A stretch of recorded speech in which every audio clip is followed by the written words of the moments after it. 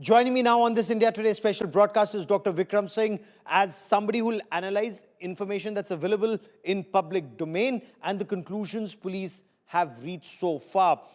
Sir, all the theories that are being put forward, pati patni and woh angle, the wife being suspected, the role of the wife and the alleged lover, does it all add up?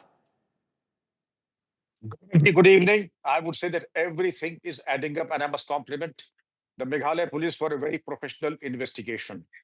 I know that they were being criticized for being absolutely indifferent and unprofessional, but now, over the few days that have passed, on 11th, they get married, 21st, they go for the honeymoon, 23rd, they go missing. And on the 2nd of June, the body of the deceased is recovered because of the tattoo on the right arm, giving his name Raja. They use the drone technology and all the things that they have for scientific aids to investigation.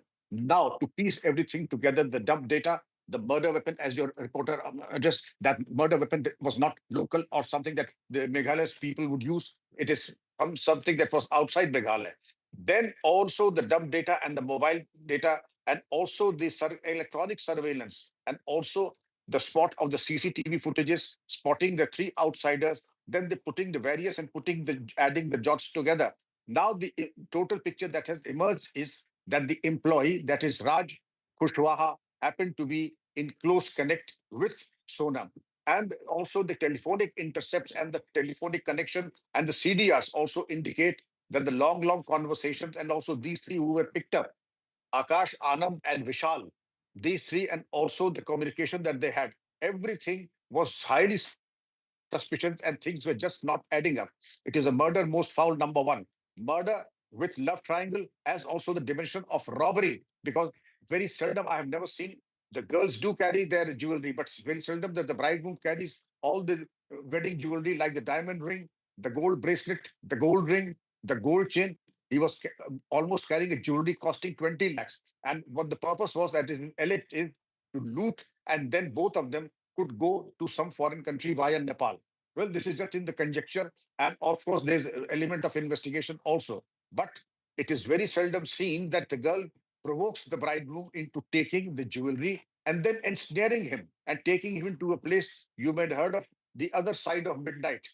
And other such Soon Bhari Mang and the other OTT platforms. I'm sure you don't have time to see the OTT platform, but so much of crime, hedonism, and violence that is being served, and the youngsters are privy to that.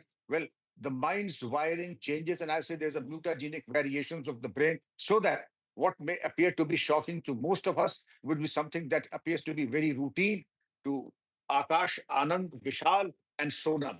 And the rest is history. And trust me, it is only a matter of time before they crack and they come out with a confession before the magistrate, and one confession, and the entire cat is out of the bag, and the scheme and the conspiracy will be over. I only think that in the next 48 hours, Gauravji, the entire case will be worked out.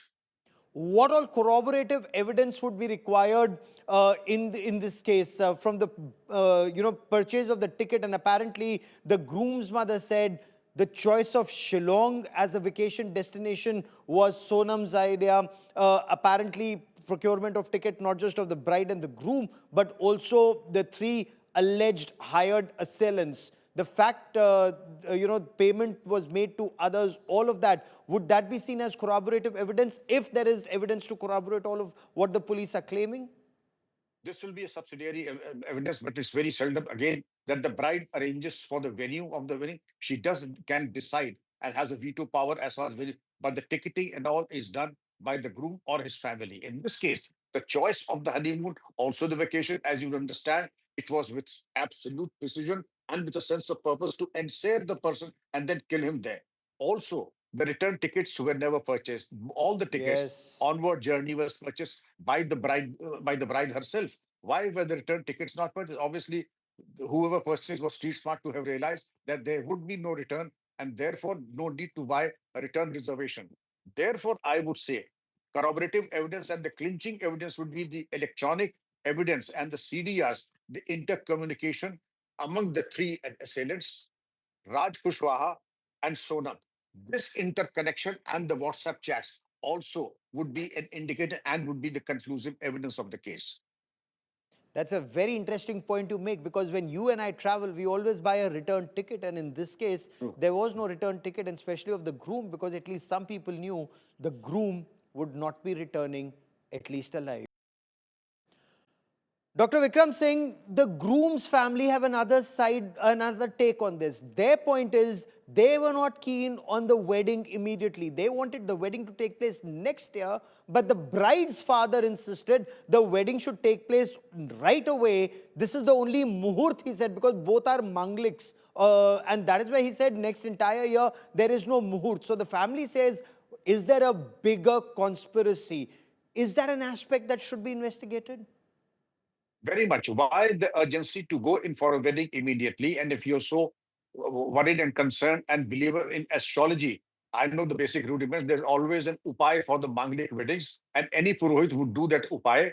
And that's a very simple upay. And the wedding can happen any point of time when the wedding season is on. Number one. Number two, you may recall that the deceased mother was saying that the groom wasn't very willing to go for the honeymoon immediately. He wanted to Yes. go after some time.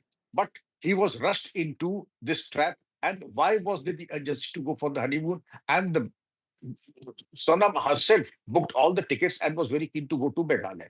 Then these things just do not add up. There is much more to it than is what is meeting the eye. The urgency for the wedding, the Manglik not taking the upay and getting married very, very hastily, then proceeding to Meghalaya without, I mean, the concurrence or the absolute approval and the comfort level of the bridegroom, and then rushing there, then being in Yes. constant touch with the mother-in-law, yet concealing the devious design that she had. It was all a ruse. And I would say that she gave the impression that she happened to be a very religious kind of a person, being on a fast, probably 22nd May was an Ekadashi day. She was on a fast, and mother-in-law very affectionately concerning, are you getting some buttermilk or some falahar?